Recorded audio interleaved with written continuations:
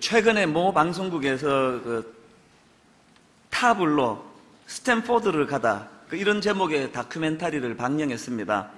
이 다큐멘터리는 지금 학력 위조 논란에 휩싸여 있는 타블로라는 가수가 진짜 학력을 위조했는가 이것을 이제 조사하기 위해서 그 제작진들이 직접 스탠포드 대학을 방문했습니다.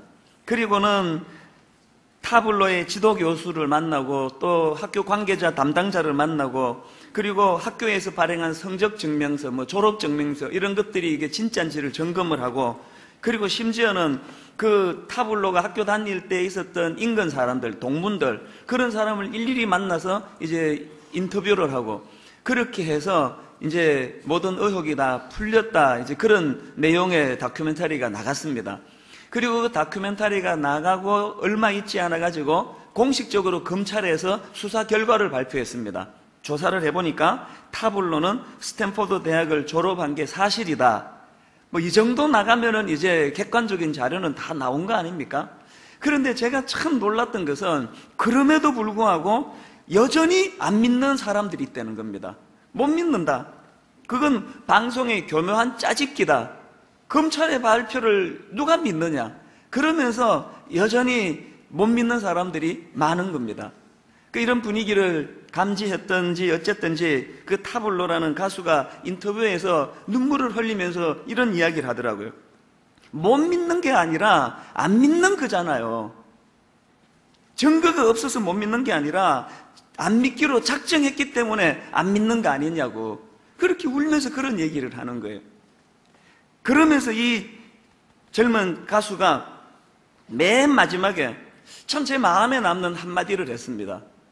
울먹울먹 하면서 뭐라고 얘기하는 게 하니까 내가 얼마나 밉보였으면 내가 얼마나 반감을 살 만한 모습으로 살아왔으면 그리고는 말을 잇지를 못하고 그렇게 흐느끼는 모습이 방영이 됐다는 겁니다. 저는 이제 목회자니까 TV를 볼 때나 책을 볼 때나 늘 이제 저의 필터로 그것을 걸러보는데 저는 이 타블로의 두 마디 말이 이것이 오늘 우리 목회자들의 눈물의 고백같이 들려지고 이것이 오늘 우리 성도들의 눈물의 고백처럼 들려집니다. 못 믿는 게 아니라 안 믿는 거잖아요. 또 내가 얼마나 반감을 살 만한 모습으로 살아왔으면 오늘 이 두 마디는 우리 모두가 자성하면서 고백해야 될 눈물의 고백이라고 저는 생각합니다. 안 믿기로 작정을 하게 만든 게 누구냐는 겁니다. 더 이상 어떻게 증거를 갖다 댑니까? 내가 직접 만났다는데 아니 내가 직접 경험을 했다는데 가장 인생의 밑바닥에 있을 때 너무너무 사는 게 어렵게 힘들 때 하나님이 나를 직접 만나 주셨다는 그 얘기를 내가 하고 있는데 안 믿는 거예요.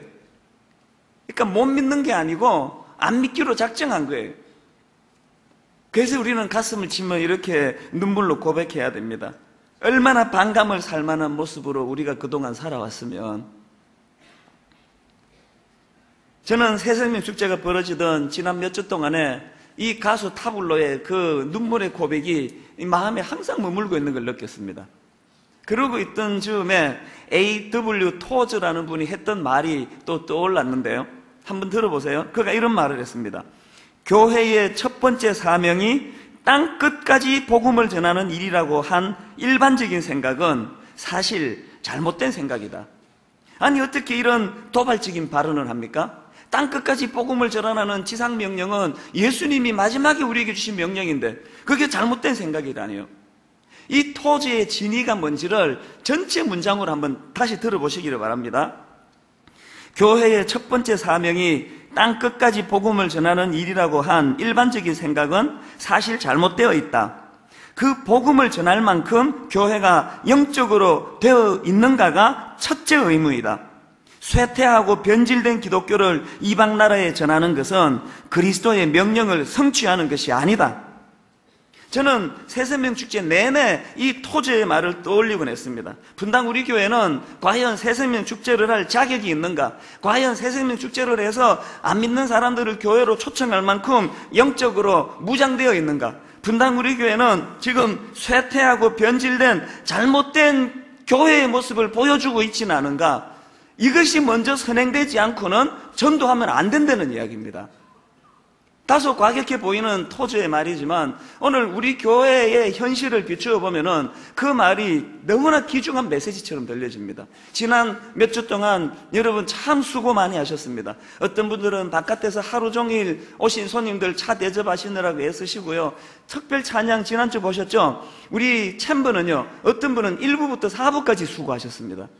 이곳저곳에서 애를 많이 쓰셨는데 더더군다나 원래는 다락방에서 참 너무 놀라운 일이 많이 일어났습니다.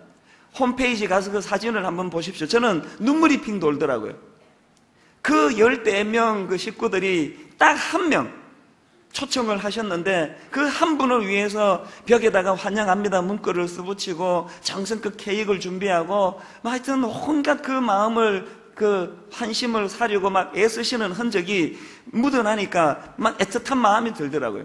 그러면서 제가 또 이런 토저의 질문이 떠오르는 겁니다. 그 다락방에서 이제 그분이 감동을 받고 이제 그 다락방에 참여하기로 했습니다. 과연 그 다락방은 토저의 표현으로 쇠퇴하고 변질된 공동체의 모습을 보여주고 있지는 않느냐는 거예요.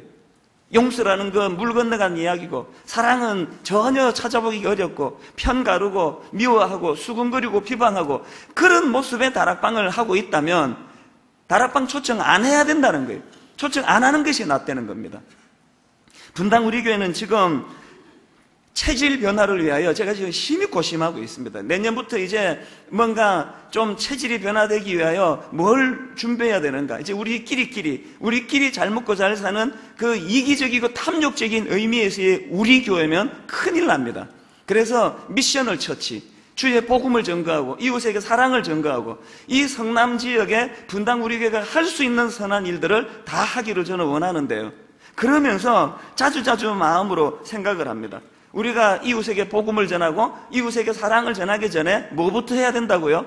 우리 교회가 그런 잘못된 변질된 그런 공동체의 모습이 없는가를 돌아보는 게 더 사랑하고 더 용서하고 더 복음적이고 더 그리스도 안에 변화된 모습을 가지고 그렇게 손님을 맞을 준비가 된 상태에서 복음을 전해야 된다는 이야기입니다.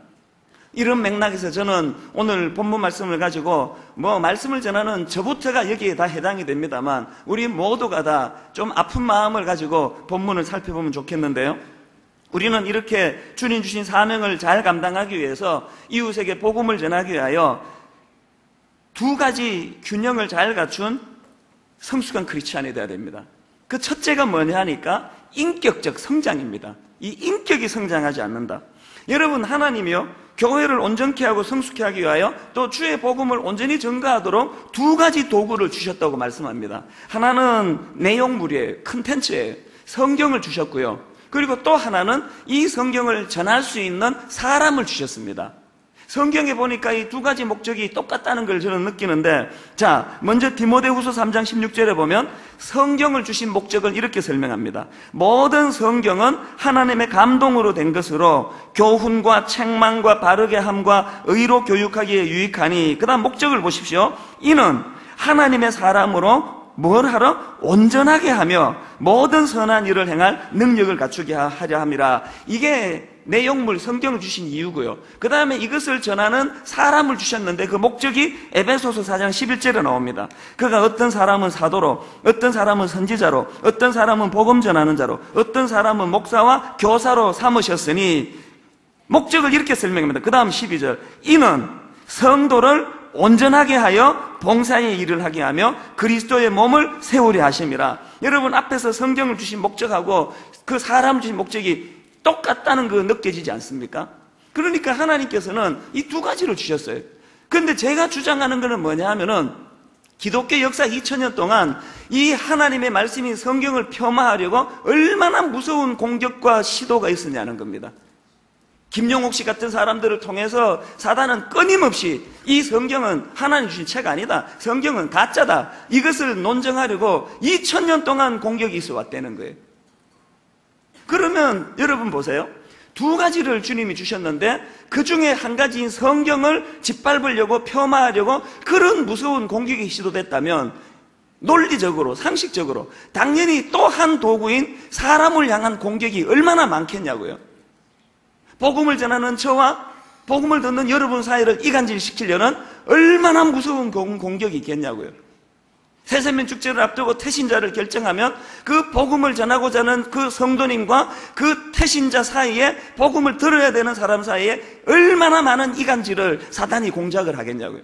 근데 오늘날 교회가 갖고 있는 문제가 뭐냐면은 성경을 보호하려고는 정말 우리가 온 전심을 다 기울입니다. 뭐 김영옥 씨든 누구든 간에 성경을 폄하하는 것에 대해서는 용서하지 않습니다. 긴장합니다. 방어하려고 그럽니다. 막 그냥 목에 핏대를 세워가면서 그냥 그걸 옹호합니다.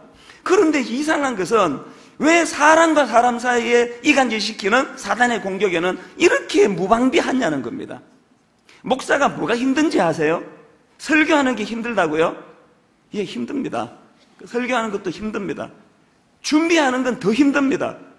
그런데 진짜로 힘든 것은요, 제 수준에 맞지 않는 말씀을 선포하기 때문에 항상 두려운 거예요. 성도들이 내 모습을 보고 저런 목사가 다 있나? 그래서 마음을 닫아버릴까봐 그게 두려운 거예요. 왜? 사단은 성경을 공격하고 그 성경을 가르치는 사람을 공격하기 때문에 오늘 저와 여러분 사이에 이간질시키는 악한 사단이 있다는 걸 항상 인식하는 거예요. 그러면 저는 딱 옵션이 두 가지예요. 내 인생은 둘 중에 하나 선택하면 돼요. 죽을 때까지 11계명을 잘 지키며 사는 거. 11계명은 이제 다 아시잖아요. 들키지 말자. 죽을 때까지 위선자로 바퀴벌레처럼 습기 찌고 음침한 곳에서 그렇게 위선적으로 살거나, 그게 너무너무 지긋지긋하면 성숙해지거나, 내가 선포한 말씀대로 그래도 살아가려고 노력하고 그래도 비슷하게 흉내라도 내려고 몸부림치거나, 그 둘 중에 하나입니다. 여러분, 이런 무거운 사명은 저에게만 있습니까? 저만 복음을 전해야 됩니까? 모든 예수 그리스도를 개인이 구세주로 영접한 사랑하는 주의 성도들, 자녀들 모두에게도 이 거룩한 부담이 있게 되기를 바랍니다.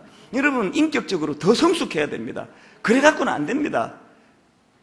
물론 자네부터 신경 쓰지, 그렇게 말씀하시면 신경 써야 되겠죠. 모든 우리 교회 성도님들은 자족하시면 안 됩니다. 그 정도 가지고 안 됩니다. 아니, 어떻게 순장이라는 분의 인격이 그것밖에 안 될 수가 있으며, 장로라는 분이, 권사라는 분이, 목사라는 분이 세상 사람들이 보기에도 우스꽝스러운 그런 태도를 가지고 살 수가 있느냐는 겁니다. 왜 안내할 때 표정이 다르고 이마트 가서 물건 살 때 표정이 다르냐고요. 이건 어떤 초신자가 고발한 이야기예요. 오늘날 우리가 너무나 익숙한 우리들의 삶의 패턴이, 그게 바로 사단이 노리고 있는 공격입니다. 그래서 여러분, 그 타블로의 이야기를 마음에 새기세요. 내가 얼마나 반감을 살 만한 모습으로 세상을 살았으면 저분들이 아예 안 믿기로 작정을 했겠냐고요. 오늘 본문의 바울을 우리가 존경하는 것은 그의 탁월한 전도 실력 때문이 아닙니다. 그의 인격이에요. 우리 몇 주 전에 살펴봤지 않습니까? 에베소서 3장 8절에 보니까 모든 성도 중에 지극히 작은 자보다 더 작은 나에게 이 은혜를 주신 것은, 원어로 뭐라 그랬죠? 비교급이 아니에요. 가장 작은 자보다 더 작은 나에게 주신 하나님의 은혜. 그러니까 예수 잘 믿는데 저 사람은 좀 교만하다, 그건 코미디예요. 진짜 난센스입니다. 예수 잘 믿는데 교만하다. 근데 오늘 이런 일이 교회 안에 얼마나 많이 벌어집니까? 목소리 크게 내고 자기 말이 있고 진리고 자기랑 생각이 조금만 다르면 견딜 수 없어 하는 이런 미성숙한 중직자들이 교회 안에 얼마나 많으냐고요. 여러분, 성숙해져야 됩니다. 인격적으로 더 성숙해져야 됩니다. 그래서 세상 사람들이 타블로가 자기가 스탠포드 나왔다고 아무리 애타게 증거를 갖다 대도 안 믿기 때문에, 그래서 저는 타블로라는 가수를 모릅니다. 그분이 진짜 문제가 있는지 겸손해서 그랬는지는 모르지만, 그러나 원인은 정확하게 분석하고 있다면 우리가 배워야 한다는 것입니다. 그런가 하면 두 번째로 우리가 복음을 원만히 전가하기 위해서는 전할 내용물이 있어야 됩니다. 다시 말해서 하나님께 전달받는 그 무엇이 있어야 된다는 거예요. 내가 전해받은 게 없는데 뭘 전합니까? 그렇기 때문에요, 오늘 우리 시대가 이렇게 복음이 잘 안 전해진다는 말은 다른 말로 하면 영성이 죽었다, 이렇게 말할 수가 있습니다. 왜 전도가 어렵습니까? 받은 게 없는데, 내가 본 게 없는데 뭘 전하겠냐고요. 그런데 오늘 본문의 바울을 보니까요, 2절에 한번 보세요. 그는 2절부터 7절에 거쳐서 그리스도의 비밀에 대해서 설명하는데 제일 먼저 2절에서 이렇게 이야기합니다. 너희를 위하여 내게 주신 하나님의 그 은혜의 경륜을 너희가 들었을 터이라. 곧 계시로 내게 뭘 알게 하셨다고요? 비밀을 알게 하신 것은, 바울이 복음 전거자가 된 이유는 먼저 그가 경험한 복음의 비밀이 있었다는 거예요. 하나님의 신비를 경험했다는 거예요. 그래서 그 복음의 비밀을 그가 깨달았기 때문에 그것을 전하는 자가 되었다고 이야기합니다. 근데 여러분, 여기서 한 가지, 이 본문 8절과 9절을 가만히 보면 참 놀라운 걸 하나 우리가 얻을 수 있는데, 8절을 다시 보십시오. 모든 성도 중에 지극히 작은 자보다 더 작은 나에게 이 은혜를 주신 것은 측량할 수 없는 그리스도의 풍성함을 이방인에게 전하게 하시고 영원부터 만물을 창조하신 하나님 속에 감추어졌던 비밀의 경륜이 어떠한 것을 드러내게 하리 하심이라. 이 말씀의 핵심 구절은 이거예요. 나에게 이 은혜를 주신 것은. 그러니까 바울은 하나님으로부터 비밀스러운 계시를 받았어요. 그걸 받았고 그것을 은혜라고 표현하는데, 이 은혜를 주신 게 이유가 뭐라고요? 내 지적인 호기심, 지적인 만족, 이게 진화론이 맞아, 창조론이 맞아, 궁금해하는 내게 호기심을 충족해 주시려고 이 지식을, 비밀을 주신 게 아니고, 바울이 뭘 이야기합니까? 그 은혜를 내게 주신 것은 그 다음부터 1차적으로는 하나님 알지 못하던 이방인들에게 복음의 비밀을 전하는 것이요, 2차적으로는 그 이방인을 위시한 모든 사람들에게 이 신비한 복음을 전할 사명 때문에 이것을 주셨다는 거예요. 바울의 위대함이 여기에 있습니다. 요즘에 제 아내가 원래부터 책을 좀 좋아하는데 요 근래에 그 들고 있는 책이 너무 재밌나 봐요. 그래서 이제 그 주중에 보면은 항상 이런 소리가 나요. 이야, 이야, 그러면서 책을 봐요. 이게 문장이 좀 이렇게 수려한가 봐요. 이야, 기가 막히다. 이야, 그럼 난 처음에 저한테 반말하는 줄 알았습니다. 아, 이야, 그러면서 책을 봐요. 그래서 제가 농담하면서 이렇게 이야기했습니다. 당신은 좋겠다고. 당신은 그렇게 지적인 호기심을 충족시키기 위하여 책을 읽고 하니까 좋겠다고. 나는 책 왜 읽는지 아느냐고. 나는 써먹으려고 읽는다고. 나는 읽고 싶을 때도 읽지만 읽기 싫을 때도 읽어야만 한다고. 농담으로 이야기를 했지만요, 여러분, 여기서 바울이 말하는 나에게 이 은혜를 주신 것은 책 한 권은 읽어도 내가 내 호기심으로 읽는 게 아니에요. 이 책 한 권은 읽음으로 이 읽은 책을 가지고 사명을 감당하기 위해서 읽는 거예요. 그래서 설교가 제 사명이에요. 그래서 저는 사람들이 제가 영화를 많이 보는 것 같은데 아닙니다. 영화 그렇게 볼 시간이 없습니다. 왜 제가 영화를 많이 보는 것처럼 느끼는지 아세요? 본 영화는 반드시 써먹으니까 그런 거예요. 영화를 내가 보는 기준은 딱 하나예요. 작품성이 아니에요. 써먹을 게 있는지 없는지 봐가지고 영화 보러 갑니다. 책? 바빠 죽겠는데 무슨 책 읽을 시간이 있습니까? 그러나 새벽에 일어나서 억지로라도 책을 읽는 건 저희 집사람처럼 지적인 욕구를 채우기 위함이 아니에요. 많이 먹은 게 있어야 말씀이 나오기 때문에 설교하려고 책을 읽는 거예요. 자는 거, 왜 자는지 아십니까? 내일 맑은 정신으로 설교 준비하려고 9시 들어가서 자는 거예요. 왜 일찍 일어나는지 짐작하시겠죠? 왜 몸 건강하려고 안간힘을 쓰는지 아세요? 오후까지 설교하려면, 체력이 딸리면 오후에 막 식은땀 흘리면서 설교하면 애들이 불쌍하게 나를 보니까 건강을 위해서 제가 운동하는 거예요. 모든 내 삶의 중심은 설교하는 데 있습니다. 바깥에 활동 저도 하고 싶어요. 이사장 맡아달라고 간혹 와요. 난 그런 이름 좋아하는 사람이에요. 그러나 왜 한 번도 허락을 안 하는지 아십니까? 여기저기 이사장 하느라고 뛰어다니다가 주일 설교가 지장이 있을까봐 눈물로 사양하는 거예요. 모든 내 삶의 핵심은 오늘 주일날 전해지는 이 시간에 맞추어져 있습니다. 왜요? 내가 목사니까요. 그럼 저는 제가 그런 사명을 가지고 모든 것을 맞추어 간다면 오늘 예배 드리는 여러분도 그래야 되지 않겠습니까? 왜 돈을 버십니까? 왜 높은 자리에 올라가기를 원하십니까? 왜 여러분 이 땅에서 영향력 있는 인생이 되기 원하십니까? 그게 때깔이 좋으니까요? 그게 폼 잡기 좋으니까요? 아닙니다. 오늘 본문의 바울의 말에 의하면은 나에게 이 은혜를 주신 것은 은혜 받는 것까지가 결론이 아니에요. 그러니까 성경 많이 읽는 거 제발 자랑 좀 하지 마세요. 그 기도 많이 하는 거 정말 자랑 좀 하지 마세요. 그 부끄러운 줄 아셔야 돼요. 성경을 그렇게 읽고도 인격이 그것밖에 안 된다면 제가 요즘에 자전거를 탑니다. 자전거를 타는 이유는 이제 허리를 다치고 나가지고 등산도 못한다, 계단도 오르내리면 안 된다. 그래서 이제 자전거를 타는데요.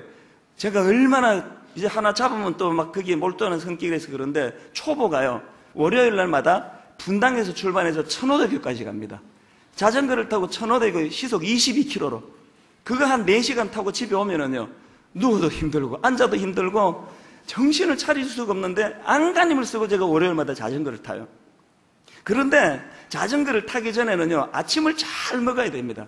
4시간 혹은 요새는 좀 빨라져가지고 3시간 반 정도 자전거를 타려면은요, 체력이 소모되기 때문에 그 밥을 먹어야 돼요.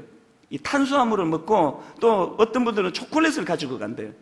그래서 제가 월요일에는 밥을 잘 먹으려고 애를 씁니다. 근데 한번 상상해 보세요. 월요일날 이제 자전거 타려고 마음먹고 밥을 잔뜩 먹고 포만감이 느껴져서 황홀하다고 그러고 침대에 가서 하루 종일 잤단 말이에요. 그게 자랑거리입니까? 나 어제 밥 터지게 먹었다? 그게 자랑거리입니까?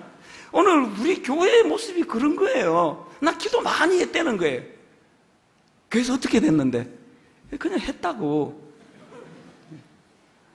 나 성경 엄청 읽었다. 6개월 만에 나 삼독했다. 그래서 어떻게 됐는데? 그냥 읽었단 말이야. 그 말은요, 내가 자전거 타려고 밥을 먹어놓고는 그냥 포만감으로 그냥 누워 자고는 그 다음날 밥 많이 먹은 거 자랑하는 거랑 똑같습니다.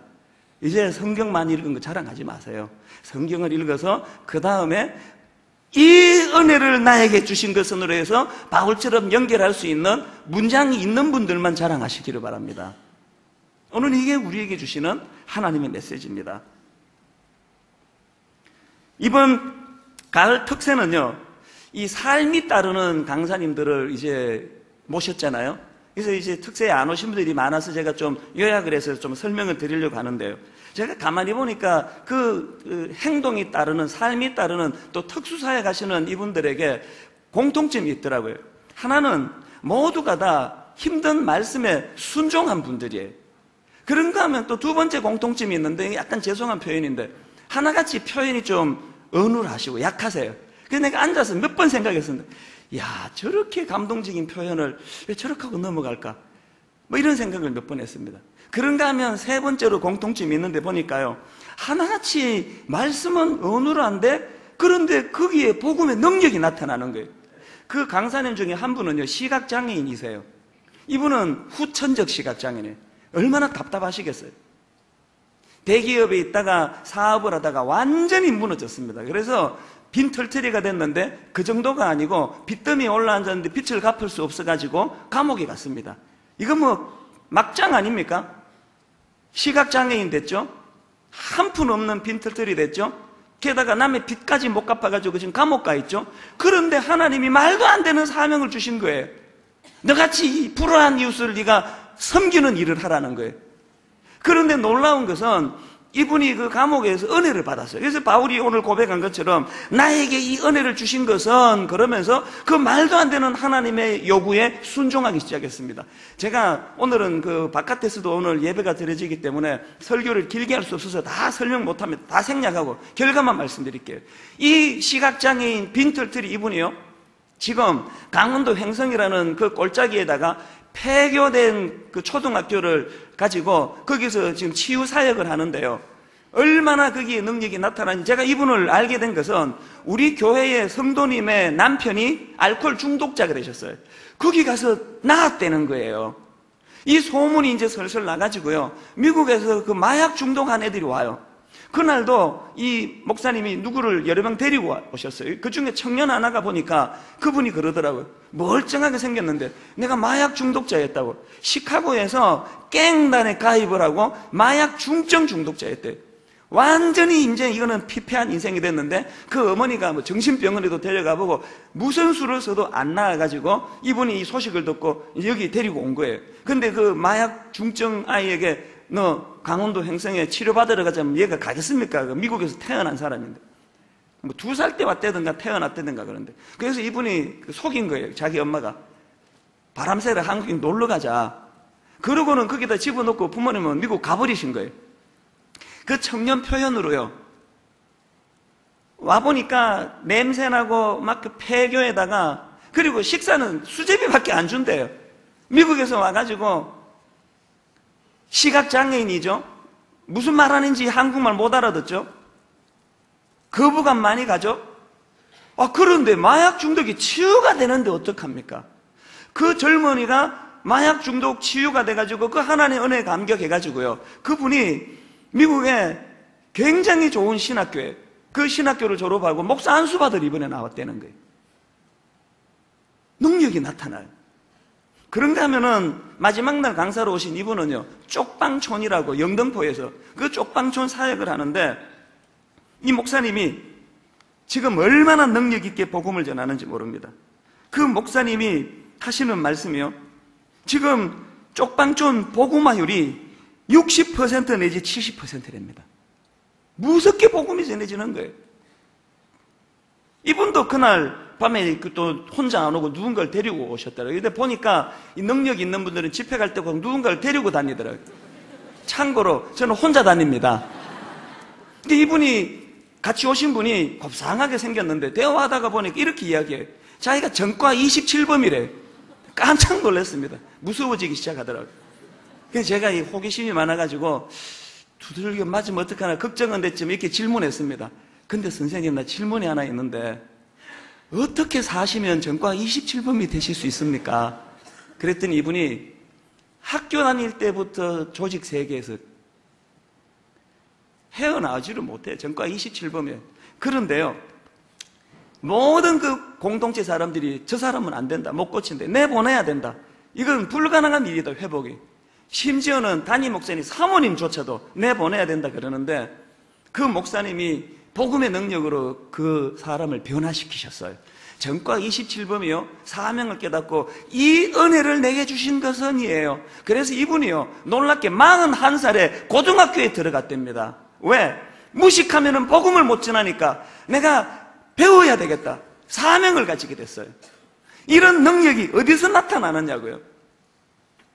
대답은 간단합니다. 앞에서 말씀드렸던 그 두 가지 플러스 원이에요. 앞에 두 가지가 뭐예요? 인격입니다. 인격.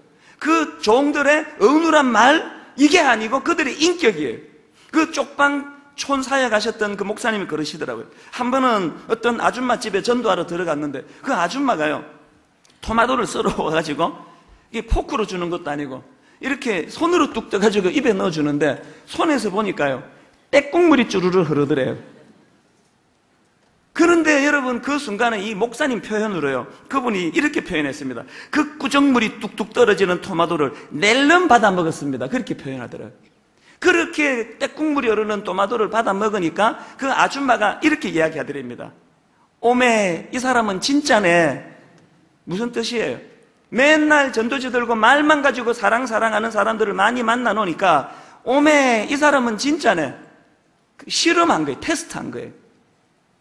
인격이에요, 인격. 우리의 인격이 이래가지고는 복음이 전해지지 않습니다. 스탠포드 대학 아무리 나왔다고 소리쳐도 얼마나 내가 잘못 살았으면 안 믿기로 작정했겠냐는 현상이 오늘 우리 한국에 일어나고 있는 현상입니다. 그런가 하면 두 번째가 뭐라 그랬죠? 체험이에요, 체험. 복음을 체험해야 돼요. 교회 아무리 오래 다녀도 소용없습니다. 체험해야 됩니다. 은혜를 체험해야 됩니다. 그런가 하면 세 번째 플러스 원이 뭡니까? 사명에 대한 순종이에요. 이 은혜를 내게 주신 것은 사명을 깨닫고 그 사명에 순종해야 됩니다. 저는 오늘 설교를 더 이상 할 마음이 없습니다. 바깥에 나가셔서 이제 사역 박람회를 둘러보셔야 되니까요. 그러나 여러분, 아무리 시간이 없어도 한 가지 말씀은 드려야 되겠습니다. 결론적으로 제가 이 말씀을 드리는데요, 프랑스가 독일에 의해 그 어려움을 당하고 있던 그 즈음의 일이랍니다. 그때 독일군에 저항하는 레지스탕스 운동들이 많이 일어났지 않습니까? 그런데 어느 날 전쟁이 끝나갈 즈음에 어떤 젊은이 한 사람이 그 저항 운동하는 사람에게 붙들려 왔습니다. 그리고는 이게 제대로 정식 재판을 거쳤겠습니까? 이 인간은 그 나치에 그 협력한 사람이다 이렇게 오해를 받았는지 어쨌는지 사형이 선고됐습니다. 그래서 이제 사형장으로 끌려갔는데 그 사람이 항변했습니다. 너무 억울해되는 거예요. 나는 나치에게 협조한 적이 없다는 거예요. 나는 총을 들고 나치를 위해 싸운 적이 없다는 거예요. 그런데 왜 나를 죽이려고 하느냐고. 나는 아무것도 안 했다고 그렇게 항변을 하니까 그 레지스탕스 멤버 중에 한 사람이 이렇게 이야기했습니다. 수많은 사람들이 나라의 독립을 위하여 피 흘리고 죽어가고 있는데 당신은 아무것도 안 했다고요? 그것이 바로 당신이 죽어야 할 이유입니다. 좀 극단적인 이야기지만요, 오늘 예수 믿고 말이에요, 맨날 은혜 받았다, 나 성경 많이 읽는다, 나 큐티한다, 나 새벽기도 나간다, 하루에 나 3시간씩 기도한다, 그래서 뭐 어쩌겠다고요. 그래가지고 그 이후에 그 삶이 없는데, 밥을 잔뜩 먹었으면 자전거 타기로 한 약속을 지켜야 될 거 아니냐고요. 밥을 잔뜩 먹었으면 이렇게 어두운 이 시대에 타블로처럼 오해를 받아가지고 아무리 복음을 전해도 복음을 안 받기로 결정한 사람들이 너무나 많아져 버린 이 세상에서 괴로워하며 고통하며 몸부림치며 그 오해를 불식시키려고 애써야 될 거 아니냐는 겁니다. 저는 분당 우리 교회가 체질이 개선되기를 바랍니다. 상처받아서 오셨다면서요. 언제까지 그러고 계실래요? 치유될 때가 되지 않았습니까? 여러분 일어나실 때가 되지 않았습니까?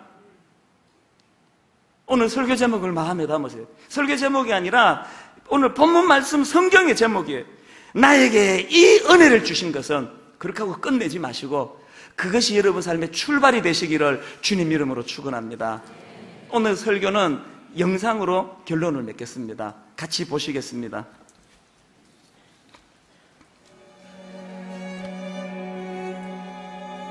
분당 우리 교회 성도 여러분, 안녕하십니까?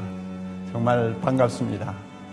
항상 저의 마음에 여러분들이 있고 또 저의 기도에 여러분들이 있습니다.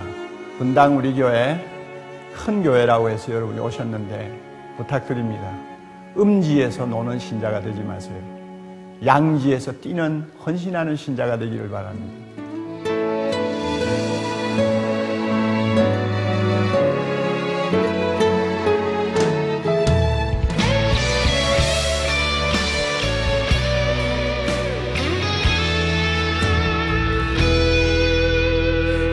씻어주러 왔을 뿐인데 오히려 내가 씻겨졌습니다.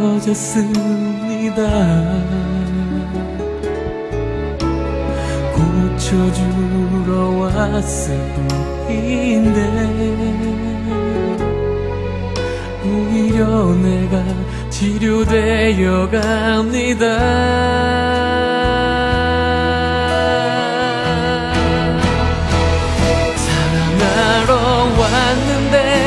더 큰 사랑을 받고 돌아갑니다. 죽은 영혼 살리러 와 내가 살아서 갑니다. 난 이렇게 많이 받았는데 더 주를 사랑하지 못하니 미안합니다.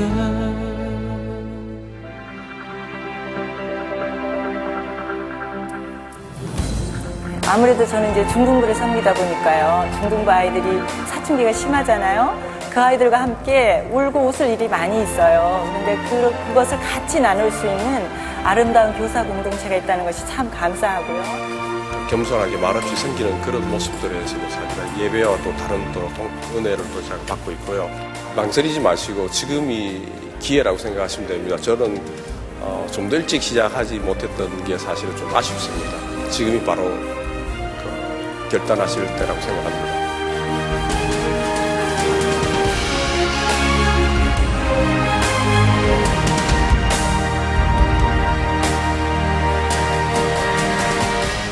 이 은혜를 내게 주신 것은 이제 여러분 이웃을 위하여, 몸된 교회를 위하여 사명을 감당하게 해 주신 겁니다. 지금 우리 주일학교는 교사가 모자라서 애들이 아우성을 치고 있습니다. 지난주 기악팀 보셨죠? 챔버가요, 어떤 분은 1부부터 4부까지 봉사했습니다. 왜 악기를 다루실 수 있는 재능을 그렇게 숙이고 계시냐고요.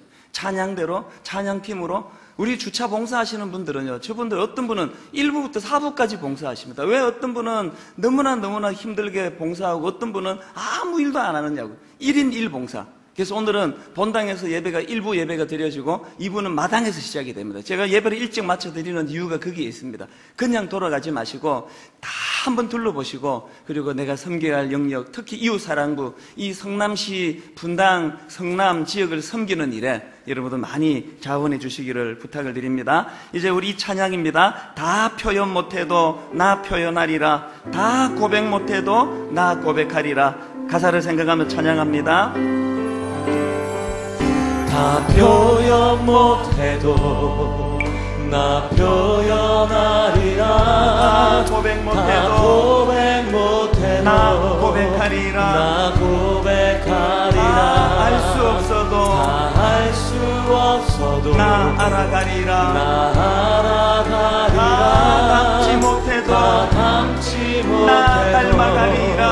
나 그 사랑 얼마나 아름다운지, 그 사랑 얼마나 아름다운지, 그 사랑 얼마나 날 부욕해 하는지, 날 부욕해 하는지, 그 사랑 얼마나 크고 놀라운지요. 크고 놀라운지, 그 사랑 얼마나 나를 감격하게 하는지. 우리 다 자리에서 일어나셔서 마지막으로 이렇게 찬양합니다. 그 사랑을